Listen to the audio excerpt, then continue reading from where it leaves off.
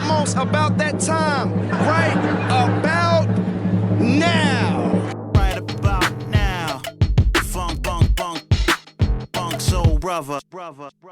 Well, hey, everybody. Welcome to the Right About Now podcast. My name is John Small. It is so great to have you with me today. Thank you for lending me your ears.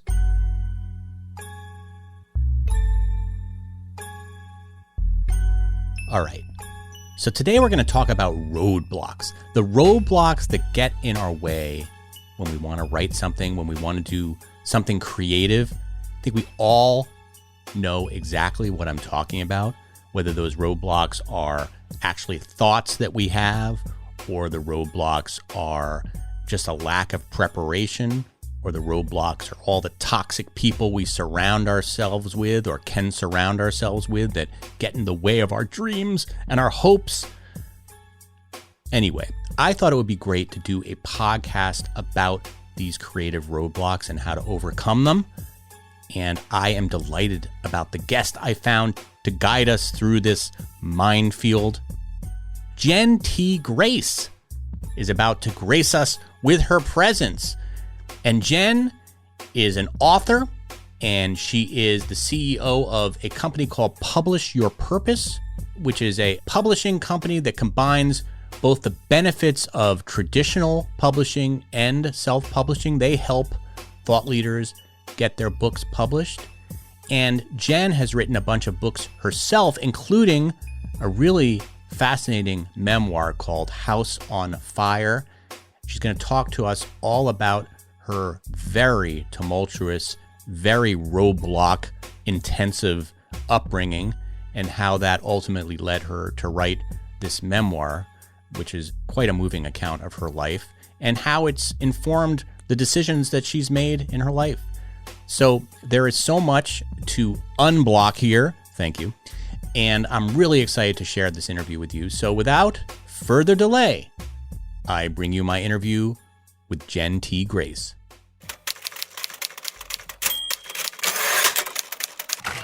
Jenn T. Grace, welcome to the Right About Now podcast. Thank you for having me.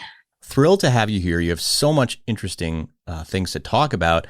Before we go into roadblocks that writers face, I do want to talk a bit about you and your career and how you got to where you are. Can we start by just explaining what you're doing now? What is your role now professionally? Yeah, so I am the founder of Publish Your Purpose. And so we're a hybrid book publishing company that focuses on nonfiction books that are self-help, leadership, diversity, equity, inclusion, and books of the like. And so, we do primarily the publishing, but we also support writers in the writing of their books as well. And so for me, I have a team that does amazing work, but for me, in my role as, in this company, my focus is on strategy. So that's really a thing. I say the word strategy 900 times a day, every single day, because, it's one thing to be an author. It's one thing to be an aspiring author, but it's another thing to know how you're actually going to get your reader engaged, how you're going to get the books in the hands of the right people, and how that's going to tie back to potentially your business. So that's kind of a very abridged version of what I do currently. But the books that you publish tend to be purpose-driven, right? That's kind of your angle. So how do people find, first of all, what does that mean exactly? Like, can you give me a sort of a context of what that means? Yeah, for me, I'm not here to define what someone's purpose is. I think that's something I always want to make sure is clear. So the company is called Publish Your Purpose. And so, everyone can kind of define what their purpose is to them, to their own meaning. But for me personally, for my purpose is to help other people get into the spotlight and get the recognition that they really deserve. And so, in a lot of times, the ways to do that is through our thought leadership, which could look like a podcast. It could be speaking on a stage, but it could be, writing a book. And so in this case, we're helping support that. So we have authors that have many different purposes. So we just launched a book that's about retirement. And it's kind of, the whole idea is reworking what we believe retirement life looks like from a financial standpoint and really centering purpose around that. So what's going to help you get out of bed in the morning once you do decide to retire? So you're, as you mentioned, you're a strategist, but you're also a good writer, and you wrote a memoir called House on Fire, and you have a fascinating backstory. And I'd love you to, kind of give the the brief, the whole memoir talks about your childhood and your upbringing and all the different challenges, even in your adulthood. Mm-hmm. But can you tell us a little bit about your background? You're adopted, right? And you grew up in a difficult home. Well, the title is House on Fire. So there's that. So I feel like that already kind of implies that things were a little bit challenging. Bit of a double entendre too. But. It is, yeah. And so it's not just it. There was a literal house fire. So there's that component to it when I was 18. But then beyond that was more of like the figurative house on fire. And so I grew up adopted, and I had a sister who was also adopted. And there was a lot of alcoholism, kind of more like neglect more than anything, not like outright abuse or anything like that. But there's just kind of a lot of factors that kind of went into everything. And so the book itself is kind of broken into like 3 parts, which is I being adopted, then also adopting, and then also giving up a child for adoption. So it is a triad of adoption that I have found very few other people who've experienced all 3 angles of that same topic before. Yeah. And it's so interesting how your life ties together. So you were adopted, and your adopted sister had a mental health disorder, right? Which I had never heard of. What is that called again? It's called reactive attachment disorder. And what is that exactly?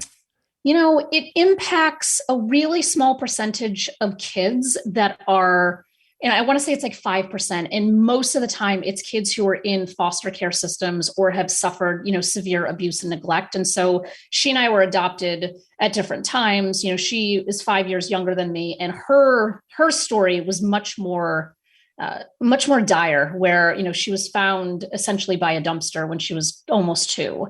And so when you are a baby that has suffered that level of neglect, it rewires your brain is really the bottom line of what it comes down to. And so it kind of rewires the brain in this way that the closer you get to people, the more you want to push them away, because there's no attachment, which is why it's called reactive attachment. So instead of creating and forming typical attachment bonds, it's actually, the reverse of that. And it's really hard for people to wrap their heads around and understand. There's not a lot of literature or information about it either, which can be frustrating. And you had no idea what it was, obviously, when you were growing up. Sure did. When did you?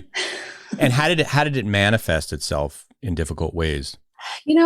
With her, there was always something was on fire. Like there was always something going on. There was constant fighting, constant manipulation. And so one of the I don't want to call it a symptom, but something that manifests frequently is called triangulation. And so it's, I go to you as the father and say, hey, can I do this? Then I go to my mother and say, hey, can I do this? But I make sure that she knows what you did or didn't say. So that way I can pit the 2 of you against each other. And so it was a lot of that, where there was just constant fighting as a result of kind of having everybody pitted against each other. And so then, when you have parents who are doing the best they can with the circumstances that they have their own coping mechanisms. In my mother's case, it was alcohol. And so that caused a whole other element of challenge. And so it was just an incredibly dysfunctional family, to say the least. And then later in your adult life, this is a kind of incredible coincidence, I guess you could say, that you have your sister has a daughter who also suffers from this condition, correct? Yes, because she basically repeated the cycle. So she did to her daughter what was done to her. And so it repeated the pattern all over again. Yeah. And then how did you get involved in that situation? Well, due to her mental health needs and her inability to take care of children, when her first child was born, like the day that she was born, I just knew, like there was just something in my gut that was like, I'm going to be this child's mother. Like I knew it. Like it was just like a sense I cannot describe.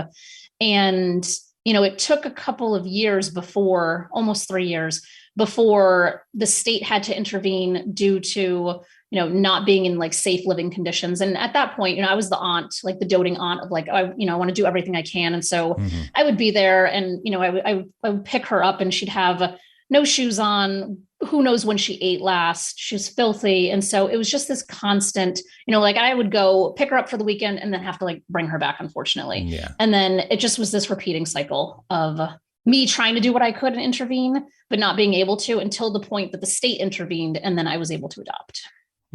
So now this, Your sister, what is your relationship with her now? Non-existent. Non-existent. Yeah, we haven't spoken in 4 years. The last time we spoke was at my mother's funeral. And your adopted daughter is with you now? No, so she ended up having 5 kids, I believe. Wow. I adopted 2 of them. I still have Cameron, he'll be 14 soon. Our daughter's needs were more than we as a family could handle due to just the level of violence, which my sister didn't have, like that level of kind of like violence and aggression. And so we made a very hard decision about 5 years ago to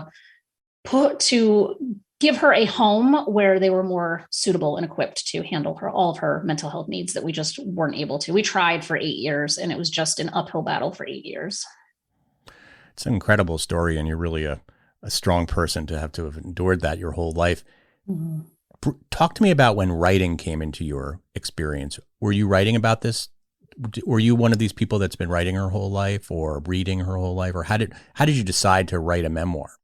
It's a really good question. Well, if I go back to my youth, I remember wanting to be Dear Abby.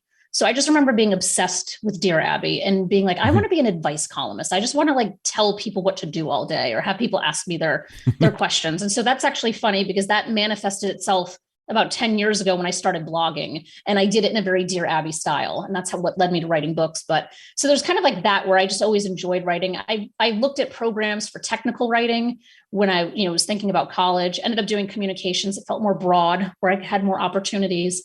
But for the memoir itself, like I had already written 4 nonfiction books in a mental health journal. With the memoir, it was completely self-serving.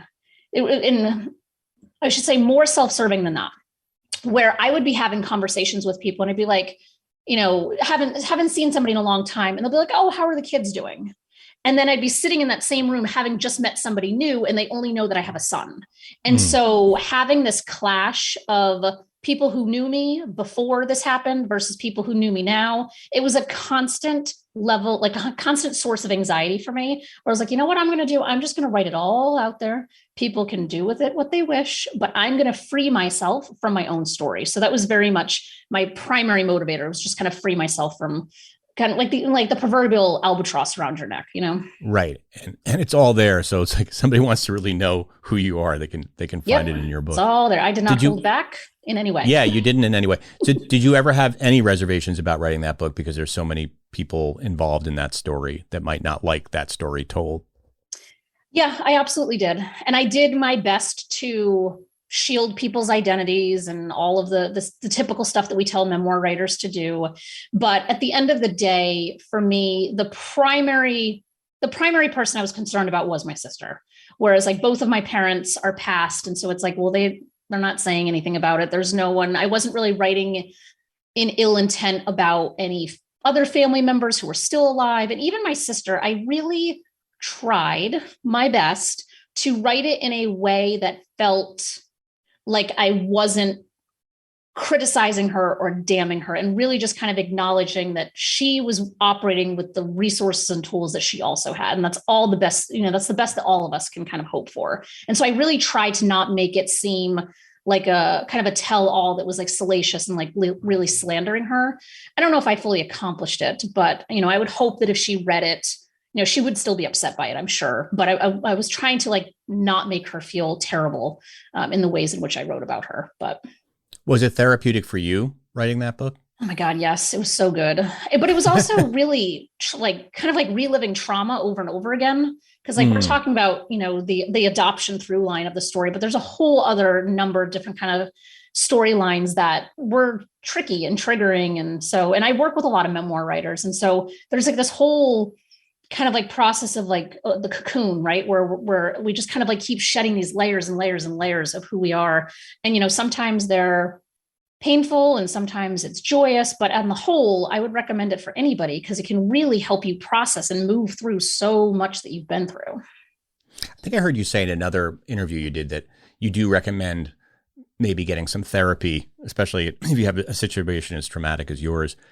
before you even write it. Like it helps to kind of clear the thoughts for you. Did you find that helpful in your own experience? Absolutely. Yeah, absolutely. And I tell everybody that it's kind of, I do a free workshop a couple times a year that I talk about the 3 people that you need on your side when you're writing a book, especially a memoir. And it's a strategist, a therapist, and a cheerleader. And I really believe that. And, and I would love if people could have like an actual formal therapist, but sometimes that therapist is our spouse. Sometimes it's, a best friend or, someone in our life operating in kind of a role like that. But I think it's really important to have somebody or an outlet to talk to as you're writing about really difficult things, because otherwise you're just going to keep it bottled up and eventually it's going to explode. And the outlet really it's not enough to just have a piece of paper or a computer screen in front of you, right? It probably should be a person that can respond and help you sort through some of these thoughts, or at least be a sounding board. Yeah, I think so. I think having a sounding board can be really helpful, which is why I kind of frame it in strategist, therapist, cheerleader mode. Because like for me, and it kind of started as a joke, because people would be like, well, what is your role in this? I'm like, well, I'm a strategist, I'm a therapist, and I'm a cheerleader. And then I was like, actually, I think there's some truth to this. And so I personally play that role for our authors. And I tell people like at any one point, I have 2 of those hats on. And so I'm either putting someone on the ledge to go deeper and further, or I'm like pulling them off the ledge. It's kind of like one or the other, depends on the day and depends on the person. And so I think it's important to have those types of people. And it doesn't have to be a paid program. It doesn't have to be a paid book coach. It can just be the people and the resources that you happen to have around you in your life at that time that you're deciding to do this. Right About Now is brought to you by Audible. Yes, Audible. What would I do without Audible? I spend at least 3 or 4 days a week taking hikes around my neighborhood, washing the dishes, listening to some of my favorite books on tape. And right now, you can sign up for a free 30-day trial with Audible. That gives you 1 book credit, 2 book credits if you're an Amazon Prime member. And then after 30 days, it's $14.95 a month for Audible. Gives you access to their podcasts, their audiobooks, their guided wellness tours, and the Audible originals. I love listening to books on tape on Audible. I just finished listening to Water for Elephants by Sarah Gruen, probably the last person on earth to have read that book. And I'll tell you, the audio version was mesmerizing. So if you haven't discovered listening to books on tape, I suggest you start with Audible. And I've got a special URL for you to type in, www.audibletrial.com/writeaboutnow. This is a way to tell Audible that you found out about their services from me and that you love Right About Now. I'd appreciate that. Okay, now back to the show. All right, I want to shift gears a little bit here and talk about roadblocks, but in some ways we're not really shifting gears because this is just a continuation of kind of your experience. You are somebody that has faced a tremendous amount of adversity in your life. You keep overcoming them and write books and you run a company and you help other people. So obviously you were able to overcome all these roadblocks. And I think, as writers, as creatives, we face a lot of roadblocks and we face a lot of negative thoughts, maybe toxic people in our lives that try to bring us down. Mm-hmm. And I thought it'd be interesting to talk to somebody like you about, what are some of those roadblocks that you've encountered, but also that the people that you've worked with encounter, and, kind of some strategies for getting over them. And you very generously took a little time to think about that and gave me a list. And I'd love to kind of talk to you about some of these roadblocks, because I think all of us have experienced these. And it's just, again, I'm hoping that in listening to this, one of the nice things about having a podcast or listening to a podcast or listening to somebody who's gone through roadblocks is to realize you're not the only one thinking these thoughts. Because I think sometimes in our, like you said, in our bubble or a vacuum, you might think you're the only one who has these negative thoughts, when most writers, even the most successful writers, have these thoughts and these roadblocks that come up. So let's talk about some of these. Love it. Number one, you said that one of the biggest roadblocks in writing, and we're going to talk about writing specifically here, although we could really apply this to really any creative act, is not having a clear purpose and of course you're all about purpose. Your book, your company is called Publish with Purpose. So talk to me a little bit about what you mean by that. So when I think about purpose, I think about what is it that we're here to do? And so that's just kind of like my definition of purpose. Again, going back to what I said just a few minutes ago, like everyone can kind of define their purpose as however it makes sense for them. But I think that another way of kind of framing this is, what is your why? Why are you doing this? And so whether it's a nonfiction business book or a memoir, it does not matter. You still need to know why you're doing this, because inevitably what is going to happen is that it's going to get hard. It's going to get difficult. You're going to regret going down this path of writing this book, but you've told everybody that you know, and now they're expecting you to follow through. And so when we know what our purpose is and we know what we want our readers to get from this, we know how we want the book to benefit us, and we know what the greater kind of mission, vision, purpose is from a high level, it can help us move through those inevitable roadblocks that are going to come up. So I find that, especially with memoir writers, and again, even business books, like all of our books, the one thing that they have in common is that they share stories, because there's plenty of business books that exist that you have no idea who the author is. You can't sense who they are. You don't feel their voice. You don't feel their presence. It's just very kind of like a textbook. And that is not going to be a compelling book that's going to get somebody to take action and have some kind of transformation. And so even if you're writing something on a business book and you're like, oh, this isn't going to be too traumatic, this isn't too bad, it's going to happen where you hit some story that you need to share. And all of a sudden, all of these old beliefs kind of surface and pop in. And they just kind of, it's almost like, and I know in coaching world, they say like gremlins, right? Like the gremlins are kind of like nipping at you, trying to tear you down. But when you know what your purpose is and you know how you want your readers to be impacted, all of that can be pushed aside, because it's not about you anymore. It's about something bigger than you. And so to me, that's where I think if people can start by just saying, why am I doing this? And having really good clarity on that, then all of the rest of the process can be kind of, you can make your way through it with less pain, because at least it's not just you deciding to do this. Somebody is expecting this from you.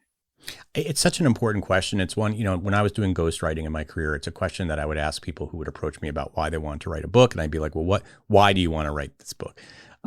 Because there are reasons that people give themselves that I don't think are quite deep enough. Like, it's hard to write a book if the only reason you're writing it is because it's a bucket list item for you, right? Like some people will say, like, I've always wanted to write a book, and it's a bucket list. I mean, maybe that's enough. I don't know. What do you think? Or if somebody says, well, I think if I have a book, I'll get more on like speaking circuits and I'll get invited. It's like a good kind of career move for me. Mm-hmm. Like, do you think that's enough, or do you think you need to go a little bit deeper?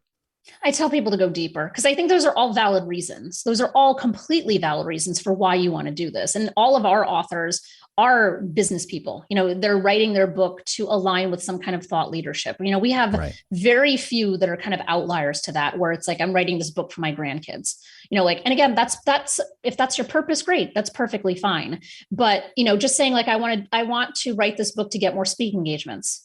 That's great, but why? Like, why do you want more speaking engagement? So we could just keep asking. It's like Simon Sinek's book, like, right? Yeah. Just that's a great book to go read if you're not familiar, which is kind of the concept of just keep digging. So then, if it's like, I want to get more speaking, why? Is it because you want more money? Well, why do you want more money? And just keep going deeper and deeper and deeper until you actually have some really good clarity.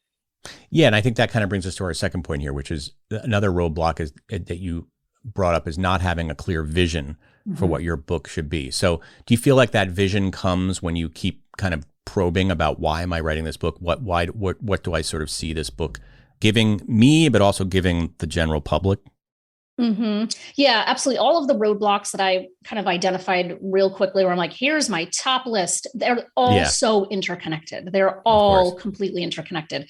And so, yeah, I think the vision, it's similar to the purpose, but it's a little bit different, because it's more of like, what's your vision for you and this book? So your purpose is, I think, a lot of times outward. I guess they're both like inward and outward facing, both purpose and vision. But the vision is more so like, what's the big picture? What am I doing here? Why is it important for this book to be out? Which again, sounds very similar to the purpose question, but they're slightly different. And to me, I think about vision is, where do you see yourself in the future? How did this book help you get to that place in your future? Which can be completely connected to the purpose of doing this. So to me, the purpose is a little bit more about the reader and what the reader is going to gain from it. And the vision is a little bit more about the author and what they're gaining from it. What they're gaining.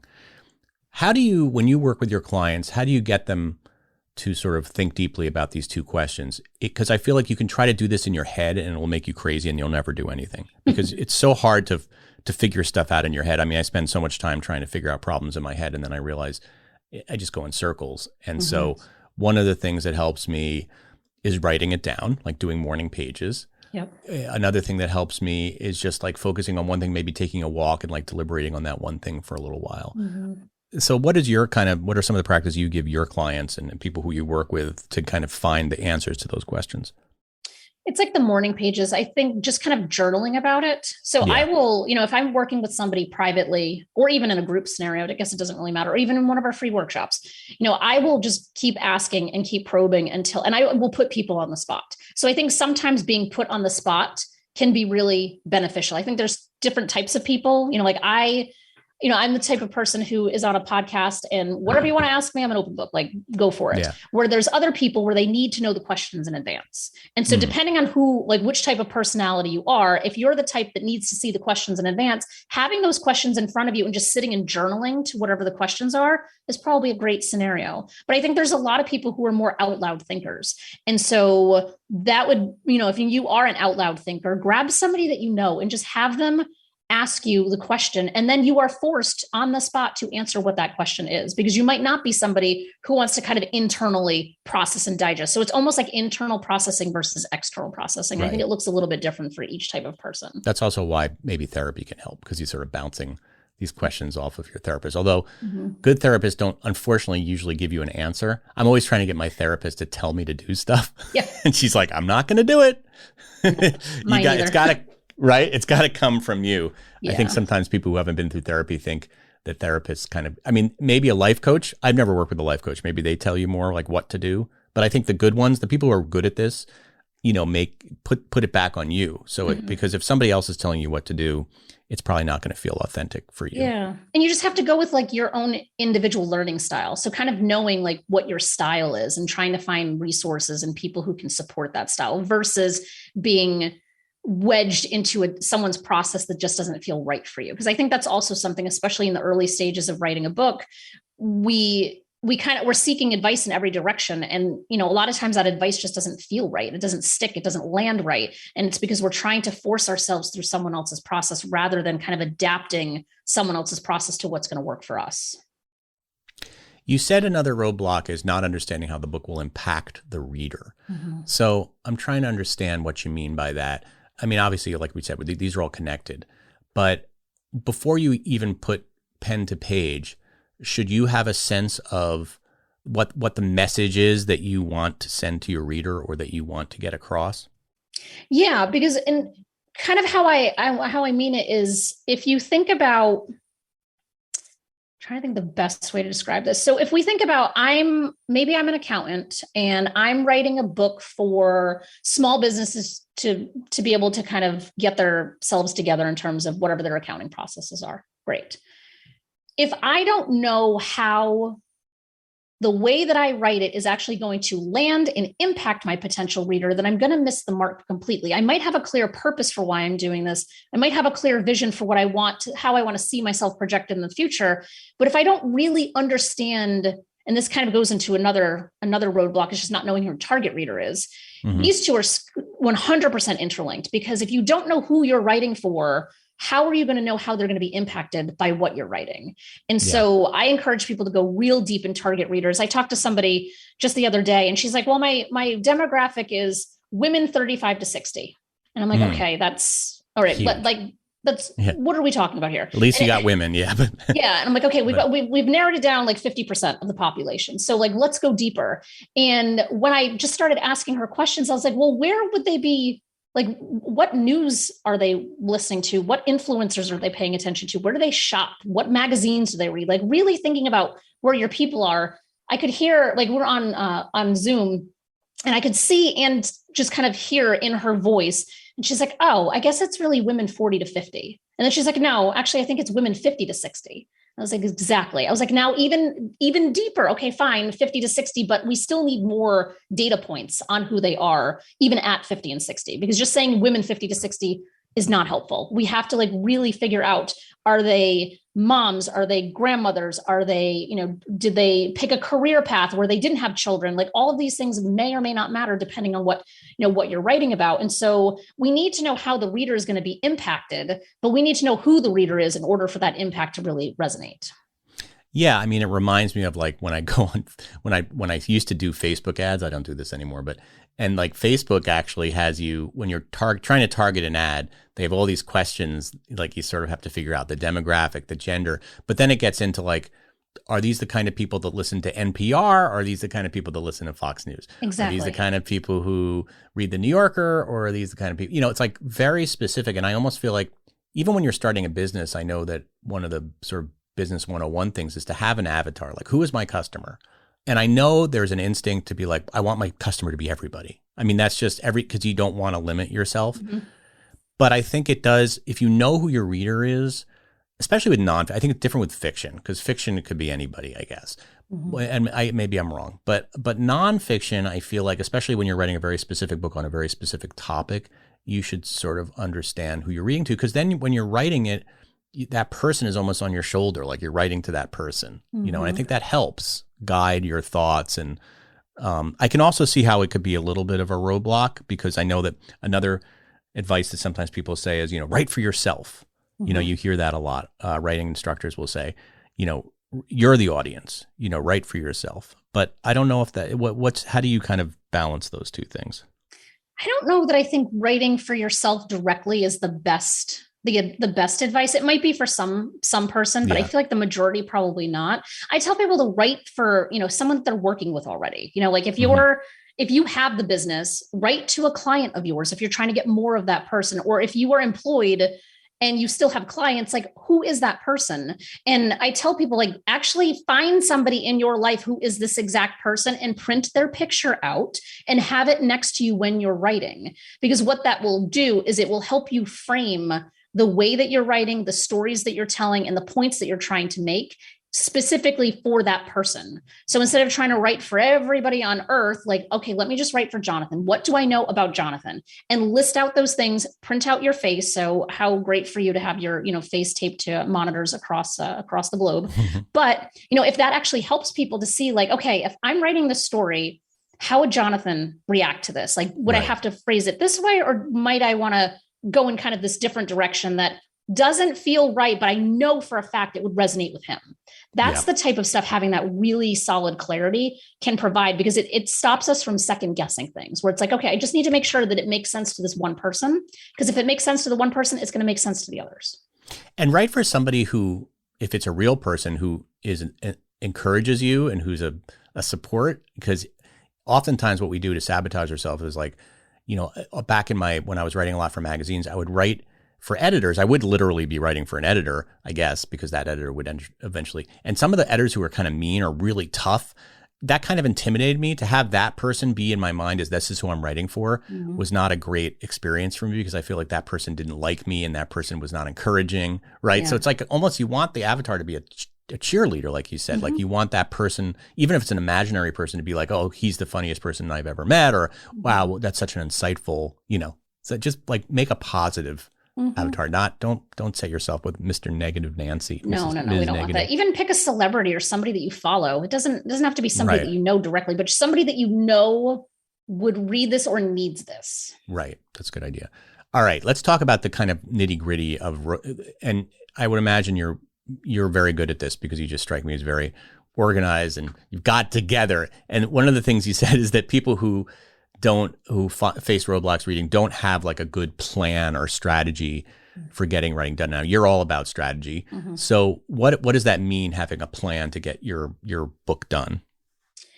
So I try to break this down into really manageable pieces and parts, because I think what happens is that we have that light bulb moment where we're like, oh my God, I'm going to write a book. And we get really excited that we're writing a book. And then the next day we go to sit down and there's a blanking cursor with no words on that page. And it's like, oh my God, what am I doing here? How am I going to do this? So for me, when I talk about planning, it's not necessarily and it could be broken in two ways. It's not necessarily the mind map and the outlines and things like that. It's more so like the actual breaking it into a physical plan. And how I relate it is thinking about running a race. So I ran a marathon. I've run a bunch of half marathons. I did one marathon. I'm like, never again. So that was a one and done scenario. Me too. All done. Yep. That ship has sailed. But what I learned from running a lot of half marathons, which is still 13 miles, is that you can't just, even now, I haven't run God knows how long. I could not get up, even though I've run who knows how many and did 26 miles. I could not leave my front door right now and go running for any length of time without feeling like I'm going to die. And so it's the same type of thing. You have to create a process and a plan every single time you do it. And so for me, I kind of start with like, all right, and this is what I teach in one of my free workshops. It's like, let's just look at what the average length of a book is for what you're trying to write about. Great. You want to write a leadership book? Let's aim for 40,000 words. Perfect. Mm-hmm. If we take that and break it down into manageable bite-sized parts, what we can do is say, okay, I'm going to write 40,000 words. Instead of just looking at a paper being like, how on earth am I going to do this? Let's look at how long you want to write it, over what period of time. Say you want to do it in 10 months. Now you know that all you have to do is write 4,000 words per month for 10 months. Then we can break it down even further to say, okay, we have 4,000 words. How many times a week are you going to write? Are you writing once a week? Can you crank out 1,000 words in that time? Great. You only have to write once a week for 10 months to get 40,000 words. So even just thinking about it from that perspective, and obviously you can like really put some gas on the timeline and really do it a lot faster.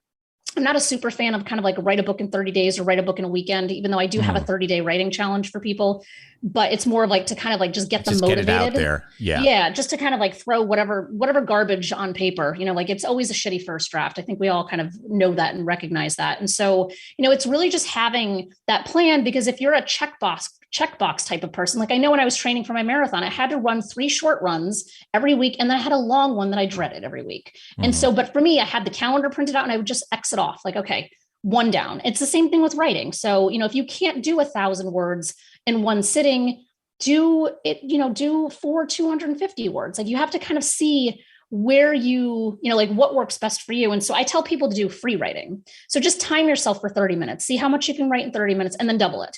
Now you have some benchmark of how many words you can write in an hour. So you can take that timeline and even break it down into, I need to dedicate 40 hours of writing to get this done. And then you can figure out how you want to divide it accordingly. Do you think it's important to set the same times every week? Like to give yourself, because you're always going to find an excuse not to write. Mm-hmm. And then it comes like all of a sudden it creeps up to the end of the week and you're like, I haven't done any writing. And you're just beating yourself up about it. Mm-hmm. Do you find that it's like, I will make a writing date, every morning I'm going to do this, or every night I'm going to write how do you guide on that? I think there's 2 different types of people with this too. So I think that there's people like myself who like structure. And, when I'm actively writing a book, which I'm currently not, but when I am, I will usually make the first hour of my day, Monday through Friday, what I'm doing. So just to kind of like get it out there, it doesn't have to be perfect. Some days there's, a couple paragraphs, other days it's like prolific and all kinds of things come out. And so what I learned for myself is that I would write Monday through Friday. And at the time, like the last book I wrote was like from 8 to 9. But for whatever reason, on Fridays, I would find like this flow and I would get into a groove, and it only happened on Fridays. And I would end up being mad that I had a call scheduled at 9. Yeah. And so then I'm like, okay, let me push it back. I won't start any calls till 10. Then it happened and I would be mad then. And I'm like, damn it, I gotta, I'm like in this groove and now I have to stop because I have a call to get onto. And so finally I changed it until I either didn't have a call until the afternoon or I didn't have any calls at all. Because what I found is that I was just in flow on Fridays. So for me, I could probably say, all right, I'll write Monday, Wednesday, and Friday, because I know that on Friday I can write for like a good 4 or 5 hours without even thinking about it. So everybody's a little bit different. I have an author that I'm working with right now who writes at like 2 a.m. Like she'll just like wake up and start writing. And I'm like, I am not a night owl, so that would never fly for me. But my idea of being like, hey, why don't you write at 6 a.m. would be like completely, baffling to her. So again, it's kind of just understanding where we organically kind of lie in this process and just do what feels good to us. But I think we have to it's like trial and error, just kind of like testing it and trying it and seeing what works, but paying attention to days where you have more energy or days where you just don't want to talk to people. Like, I think we all have like a day a week that consistently it's like, oh, it's Tuesday, I have to talk to people, like finding a way kind of around that. And so that way you really understand how you tick, and then you can put a plan in place that really aligns with that. I am so glad I didn't do this interview on a Friday.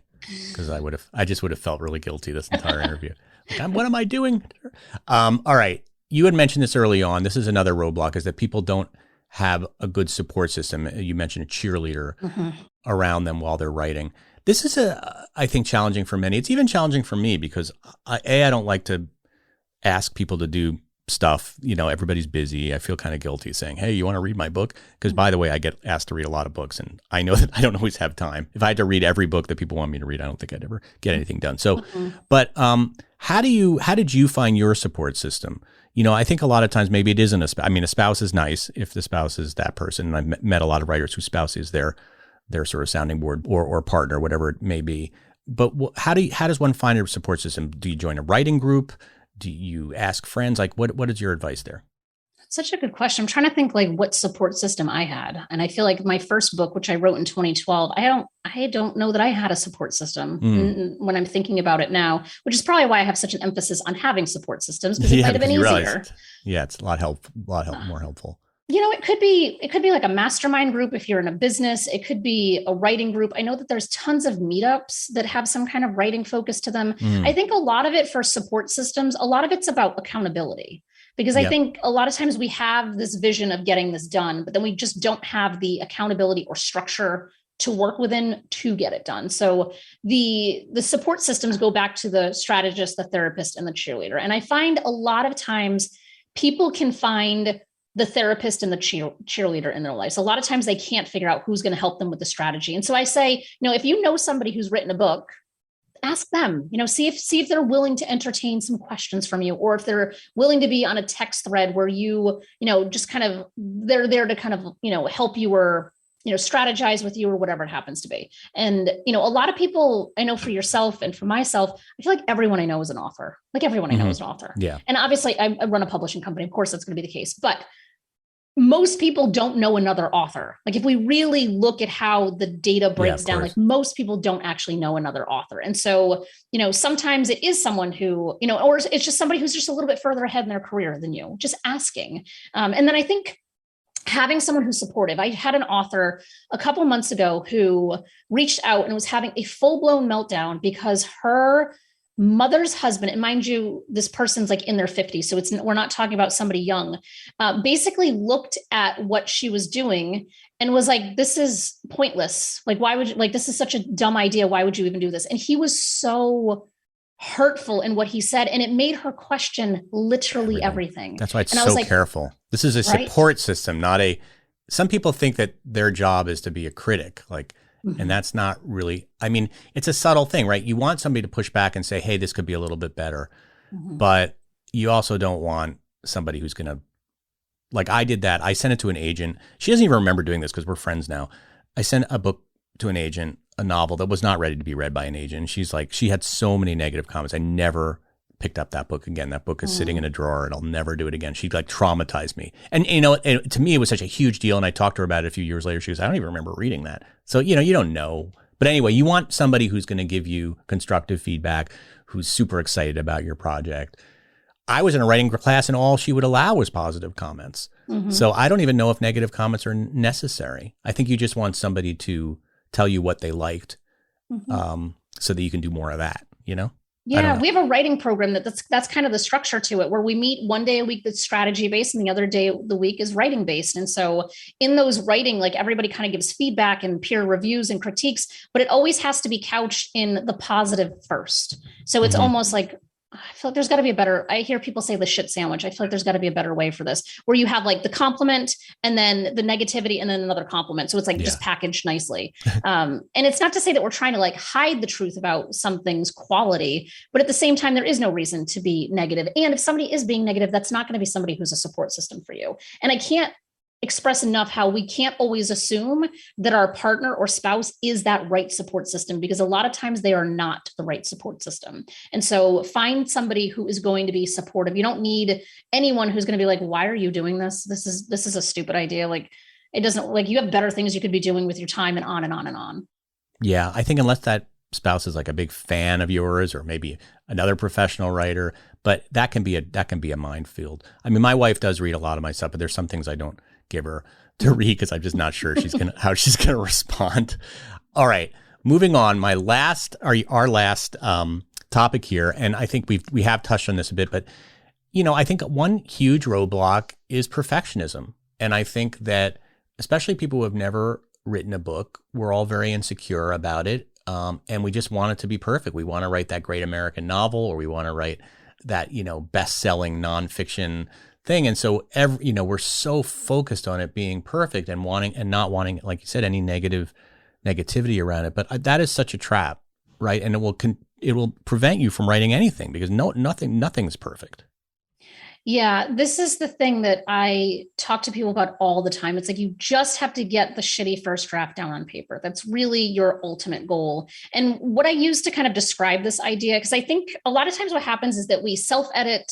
We just kind of keep going back to the same paragraph or same sentence over and over and over again, trying to make it perfect and polished. But what first-time authors don't realize is that through the editing process, that entire section could get wiped out. And all of that time that you have spent polishing that one section, it may not even end up in the final book. And so to really just think about, I tell people to think about like an ice sculpture, right? So like some beautiful ice sculpture that you find at like a dinner party. It's gorgeous. Like, it did not take that person 5 minutes to just be like, oh, I right out of the gate, I was able to carve the whole kind of the gills of this koi fish. That's not how it works. It started as a blob of ice. And so we have to think about our book as the first draft is that blob of ice. And then eventually, pass after pass of you reading it, someone else reading it, early readers editing it, gradually comes into that defined, beautiful ice sculpture at the end. And I think too often we're just trying to make it perfect right out of the gate. And what is that phrase? Perfect is the enemy of good, or something like that. I whatever think it is. Yeah, I always get it wrong, but perfection is it's something. And anytime you've worked with a perfectionist, what we're talking about, because they can, like nothing ever gets done. Yeah. I have a couple of authors that are absolutely in that bucket. And no matter how much I have tried or my team has tried, we cannot get them to move the next step because that perfectionism is completely weighing them down. And I think just kind of acknowledging that, listen, everyone's book is a shitty first draft. Like, no one writes it. Even the most amazing authors that exist in the world, they will all admit that their book started as a very rough first draft too. So if the experts and the people who are paving the way for us are not perfect, then why are we trying to be? All right, Jenn T. Grace, this has been so informative and such an interesting interview. Thank you so much for taking the time to talk to us. If people want to find out more about you and about your services, what's the best way to follow you or to get information? Yeah, anyone can go to publishyourpurpose.com, and we are at Publish Your Purpose on pretty much all social media, except for Twitter. I believe it's Publish Purpose there. And do you still have a podcast? Oh, I do. Yes. It's called Invisible Stories, Right to be Seen. We have 3 seasons so far. We'll be recording a 4th season at some point in the near future. And it's interviewing people who have been traditionally published, hybrid published, self-published, who are really kind of sharing the ups and downs of the journey of being an author. That's very, very cool. All right. Well, thank you so much for taking the time to talk to us today. Yeah, thanks for having me. This was great.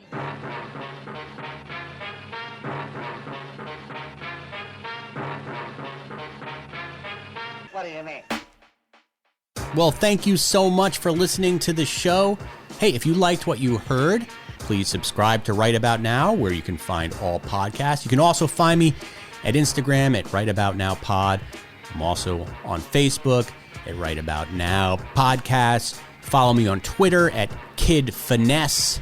And I've got a new newsletter. It's called Small Talk. You can find it on Substack. It is free of charge, and I give you bi-weekly tips on writing and stories to read and whatever is on my mind. Until we meet again, it's John Small encouraging you to do the right thing.